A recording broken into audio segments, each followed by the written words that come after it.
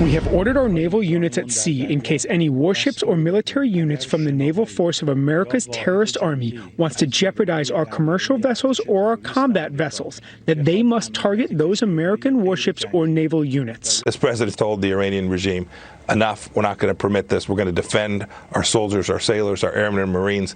I think the Iranians understand that as well. Well, as you look at the video there, tensions mounting between the U.S. and Iran. The regime responding to President Trump's threat of force with a threat of their own against Americans in that region. And it all comes as Iran struggles to contain its COVID-19 outbreak. Joining us live to react is Vice President of Foreign Policy for the Heritage Foundation, James Carafano. James, good to see you this morning. Hey, it's good to be with you. Do you think that the president was right to come down pretty tough on this? Well, I think clearly what we're seeing from countries like not just Iran, China, North Korea, Russia, they're dealing with the virus themselves. They're not going to do anything super risky at this point. But on the other hand, you know, a good confrontation with the United States, distracting people, kind of bringing up the nationalism, that's something they're in for. I don't think the Iranians would really escalate into something. On the other hand, I think the Iranian regime would be happy to martyr a couple of patrol boat cruises.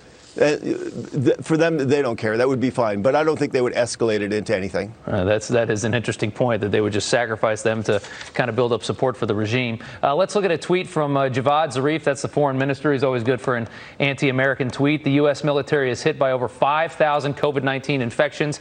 President Donald Trump should attend to their needs, not engage in threats cheered on by Saddam's terrorists, he says.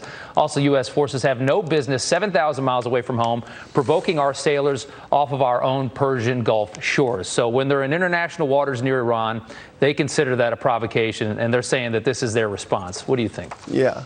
Well, the new normal isn't wearing masks and, sitting 6 feet apart in a restaurant. The new normal is this just incredible, intense war of words between the United States and its adversaries around the world on all kinds of media. Some of it very public and in your face like this, or Chinese officials attacking us. Some of it kind of stab in your back, proliferating rumors on Facebook. So this is the new world we're going to live in. Everybody is into this. For the first time in forever, we're actually seeing Chinese officials aggressively out there every day doing tweets and comments just like this, attacking the United States. So get used to it.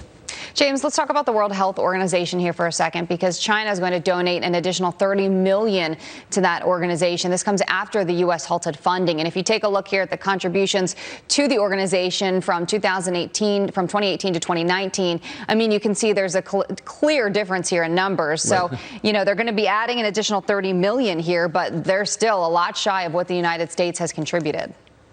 Well, first of all, the United States has already, as I understand, given most of the money it's going to give this year to the World Health Organization. So that's not negatively impacting their operations. And only about, some estimates, about 15% of the organization's money goes to pandemic. So the U.S. isn't hurting the World Health Organization. That's just a fact. Even with this money, China's contribution is still about a fifth of what ours is. This is, again, part of just a PR campaign. And what's very sad is the Chinese are leveraging our own debates. I mean, just because people just don't like Trump so much. He's trying to bring transparency and accountability. So instead, what people are doing is they're doubling down on the World Health Organization. So we saw this infomercial pretending to be a concert to our first responders and medical personnel, just praising the World Health Organization, which has actually failed us, and raising tons of money for them. So this is just part of that. The Chinese are leveraging our own stupidity.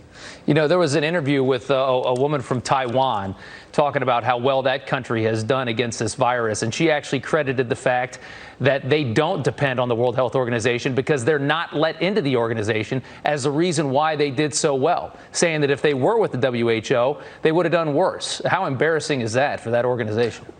Well, I think there's a lot of truth to that. And it's also true if you look at the timeline, because we were relying on information from the World Health Organization, which was actually coming from China. We didn't really know what was happening till we knew what happened in Taiwan, South Korea, Italy, and Spain. That delayed our response by several weeks. If we'd gotten the real deal from the beginning, we could have prepped this country and never had the massive outbreak. You could argue that the World Health Organization made this worse, like exactly the opposite of what they're supposed to do. I think that's what the data shows. So people raising millions of dollars for an organization that's not really spending it on a pandemic anyway. They have a huge program on traffic accidents, all other kinds of just a bunch of stuff they should have no business doing. They should be laser focused on real world health threats like pandemics. And most of their money doesn't go to that. James Carafano, thank you very much for joining us this morning. Hey, thanks for having me. Nice.